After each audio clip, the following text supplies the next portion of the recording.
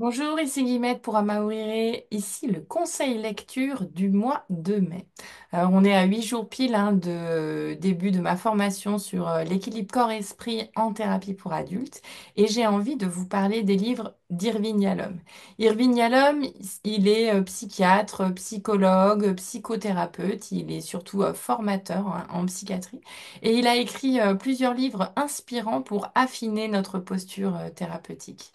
Romancé ou pas, hein, ça dépend des bouquins. Chacun de ces livres va regorger de pépites pour faire alliance et pour gagner en efficacité dans nos accompagnements. Alors certains vont se plonger directement dans son livre L'art de la thérapie, et je le recommande. D'autres vont choisir d'entrer dans son cabinet avec celui-ci, par exemple. Pour vous en parler un peu mieux, j'ai envie de vous partager une de ces anecdotes dans son livre L'art de la thérapie, dans le chapitre 6 qui s'appelle L'empathie regardée par la fenêtre du patient. Il relate l'histoire d'une de ses patientes qui souffrait d'un cancer du sein et qui avait toujours été aux prises avec son père tout au long de sa vie. Et il relate notamment son histoire où elle a fait un voyage en voiture avec son père. Et en regardant par la fenêtre, son père ne cessait de dénigrer l'environnement, de dire que c'était sale, etc., etc. Elle voyait pas les choses comme ça.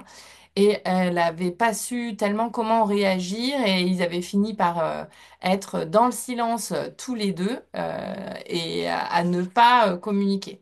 Et en fait, quelques années plus tard, elle a refait ce trajet et elle a constaté que effectivement, en étant au volant, en regardant de son côté de la route, bah, la route, elle était effectivement laide, qu'il y avait des détritus sur le bord de la route, que c'était sale, etc. Et elle a fait le lien, en fait, avec ce moment où elle a regardé par la fenêtre de son père. Et en se disant, bah, c'était trop tard. Son père était déjà mort et enterré.